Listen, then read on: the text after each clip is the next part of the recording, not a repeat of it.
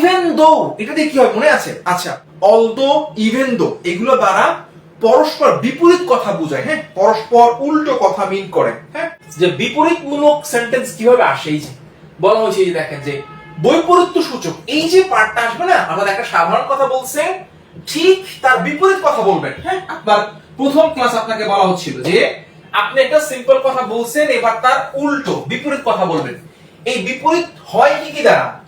দো, হ্যাঁ, খেয়াল করেন। আচ্ছা, দো অথবা অলদো, ঠিক আছে, দো, অলদো, আর হচ্ছে কি ইভেন দো। দেখেন এটা দেখেন, ইভেন দো, খেয়াল করেন, ইভেন দো। তার মানে এটা কি হবে জানেন? একটা পজিটিভ তো একটা নেগেটিভ হবে। দেখেন এবার আমরা বাক্য বড় করব, বিপরীত সূচক সেন্টেন্স অ্যাড করব, পজিটিভ নেগেটিভ দিয়ে দো, অলদো, ইভেন দো, যে কোনো একটা কানেক্টর আপনি অ্যাড করতে পারবেন। খেয়াল করেন এই যে ইভেন দো বলছে, দেখেন। আচ্ছা, ইভেন দো কমপক্ষে দুই বাক্য অ্যাড করবে, আমরা দুই বাক্য নিলাম।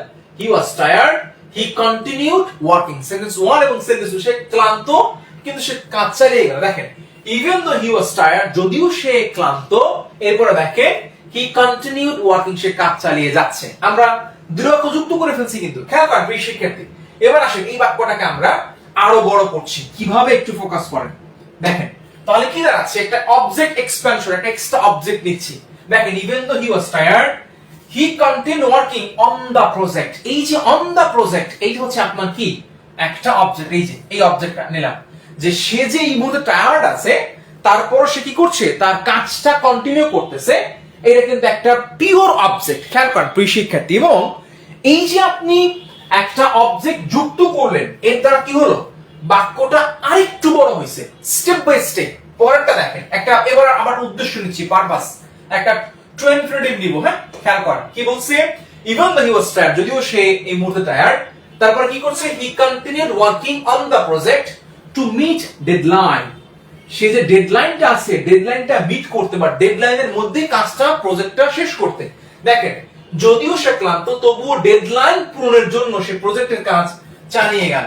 তাহলে এখানে কিন্তু মোটামুটি ক্লিয়ার যে প্রথম অংশটা হচ্ছে আপনার হি ওয়াজ টায়ার্ড, এটা নেগেটিভ।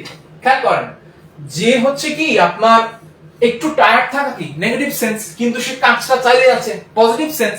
তাহলে দুটো বাক্য যুক্ত করলাম ইভেন দো দ্বারা, এরপর ওই বাক্যটা একটু বড় করলাম অন দা প্রজেক্ট একটা অবজেক্ট দ্বারা, এরপর আরো বড় করলাম একটা ইনফিনিটিভ বা পারপাস দিয়ে, যে কি টু মিট দা ডেডলাইন, সে ডেডলাইনটাকে মিট করবে বা ডেডলাইনের মধ্যে শেষ করতে চায়। আচ্ছা, তাহলে ক্লিয়ার প্রিয় শিক্ষার্থী?